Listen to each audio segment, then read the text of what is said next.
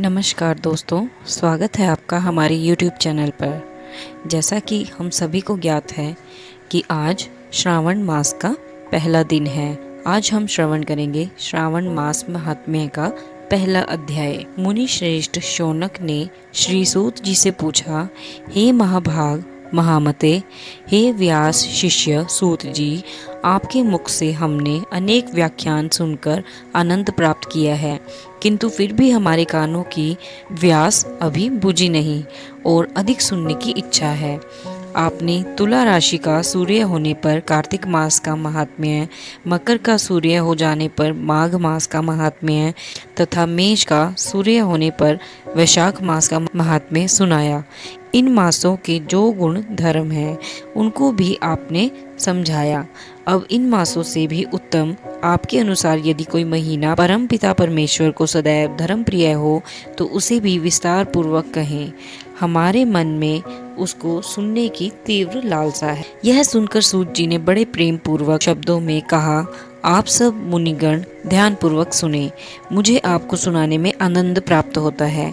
आप सर्व गुण संपन्न हैं, अर्थात अच्छे श्रोता के जो 12 गुण बताए गए हैं, यथा दंभ रहित, आस्तिक बुद्धि, शठता रहित, परमात्मा में अटूट भक्ति, सुशील स्वभाव, धैर्य युक्त, पवित्र तपस्वी तथा दोषारोपण रहित होना, वे सभी गुण आप लोगों में हैं। इससे मैं प्रसन्न होकर आपसे तत्व की बात कहता हूँ। धर्म को जानने की इच्छा से बुद्धिमान सनत कुमार ने परमेश्वर को दोनों हाथों से नमस्कार कर भक्ति पूर्वक पूछा, हे देवों के देव महादेव, अनेक योगियों के ध्येय चरण कमल, आपसे अनेक व्रत और धर्मों को सुना, किंतु इस समय हमारे हृदय में एक ऐसे मास का महात्म्य श्रवण करने की लालसा है जो 12 मासों में सर्वोत्तम, आपको अत्यंत प्रसन्न करने वालों और जो सब कर्मों का सिद्धि प्रदाता हो।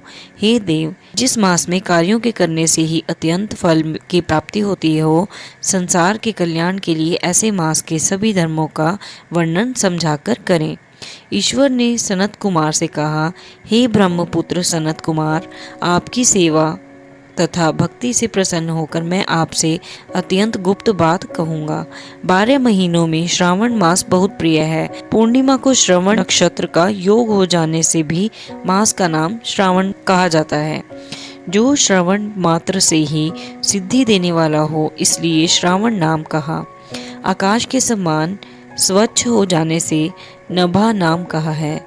उस मास के धर्मों की गणना करने के लिए भूमि पर कौन समर्थ हो सकता है। जिसके संपूर्ण फलों को कहने के लिए ब्रह्मा जी हुए और जिस श्रावण मास के महात्म्य को देखने के लिए इंद्र हुए और जिसके फल को कहने के लिए भगवान अनंत ने 2 सहस्त्र जीवा धारण की। हे मुने, दूसरे मास इस माया की एक कला को भी नहीं प्राप्त कर सकते। संपूर्ण श्रावण मास धर्म रूप और व्रत रूप है। इस मास में कोई भी दिन व्रत शून्य नहीं देखा गया। यहाँ पर मैं जो कुछ कहता हूँ वह अर्थवाद नहीं है, अतः जिज्ञासु भक्त, दुखी, बुभुक्षु और अर्थी, इन चारों जनों द्वारा अपनी अपनी अभीष्ट सिद्धि हेतु यह मास सेवन योग्य है। सनत कुमार बोले, हे ईश्वर, आपने अभी कहा है कि इस मास में कोई भी दिन शून्य नहीं है। उसे आप मुझसे विस्तार पूर्वक कहें कि किस तिथि में कौन सा व्रत किस वार में होता है और उस व्रत का अधिकारी कौन है, फल और विधि क्या है, देवता और पूज्य कौन है, पूजन उद्यापन विधि क्या है, पूजन सामग्री में क्या क्या वस्तु होती है, प्रधान पूजन किसका है, जागरण विधि क्या है, किस व्रत का क्या समय है। हे प्रभु, यह सब आप मुझ पे कृपा करके कहें। आपको श्रावण मास कैसे प्रिय हुआ, इसे पवित्र किस कारण से कहा गया, इस मास में कौन सा अवतार उत्तम माना गया है, इस मास में कौन सा अनुष्ठान करने योग्य समझा गया है। हे प्रभु, हे दयालु, आप यह सब प्राणियों के उद्धारार्थ मुझसे कहें। रविवार, सोमवार, मंगलवार, बुधवार, बृहस्पतिवार, शुक्रवार तथा शनिवार को जो व्रतादि किए जाते हैं वह कृपा कर मुझ में कहें। आप सबके आदिकरण हैं, अतः आदि देव भी कहे जाते हैं। अन्य देवता आपसे छोटे होने के कारण आप महादेव कहे जाते हैं। पीपल के वृक्ष में ब्रह्मा, विष्णु और शिव तीनों देवों का निवास है। उसमें भी आपका निवास सबसे ऊपर व ऊंचा कहा गया है। आप कल्याण रूप से शिव माने जाते हैं। पाप नाशक होने से आप हर माने जाते हैं। आदिदेव होने से आप श्वेत वर्ण हैं। शुक्ल वर्ण में विकार होने से अन्य वर्ण होते हैं, उनमें कर्पूर वर्ण के समान और वर्ण होने से आप आदिदेव हैं। पहले गणेश जी का अधिष्ठान रूप 4 दल का मूलाधार नाम का चक्र है। उसके ऊपर 6 दल का ब्रह्मा जी का अधिष्ठान नाम का दूसरा चक्र है और उसके ऊपर 10 दल वाला भगवान विष्णु का मणिपुर नाम तीसरा चक्र है। फिर हृदय में अधिष्ठान रूप 12 दल का अनाहत नाम का चौथा चक्र है। सबके हृदय में होने वाले उस चक्र में आपकी स्थिति कही जाती है। ब्रह्मा जी तथा भगवान विष्णु के ऊपर आपका निवास होने से आपको मुख्यतः कहा गया है। केवल आपके पूजन मात्र से पंचायतन का अर्चन हो जाता है। यह सब अन्य देवताओं में नहीं है। स्वयं आप शिव हैं। आपके वाम भाग में पार्वती का निवास है, गणपति का दक्षिण भाग में, सूर्य का नेत्र में और भगवान हरि जल रूप कहे जाते हैं। हे ईशान, जब आप उस अन्न और जल का भोग करने वाले हैं तो आपकी प्रवीणता में किसी को भी संदेह नहीं हो सकता।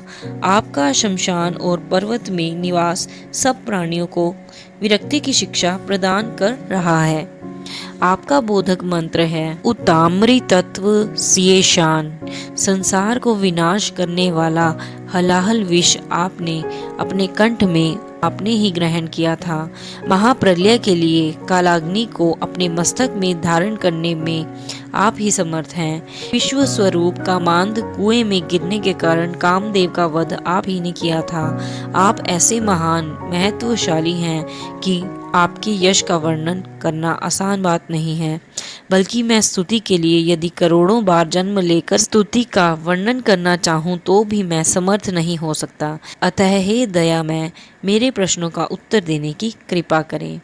तो दोस्तों, यह था श्रावण महात्म्य का पहला अध्याय। अगर आपको यह वीडियो पसंद आई हो तो प्लीज़ इस वीडियो को लाइक कीजिए और ऐसी ही कथा कहानियाँ और जानकारी प्राप्त करने के लिए हमारे चैनल को सब्सक्राइब कीजिए और प्लीज़ कमेंट बॉक्स में लिखना मत भूलिए कि आपको वीडियोस कैसी लगती हैं। धन्यवाद। ओम नमः शिवाय।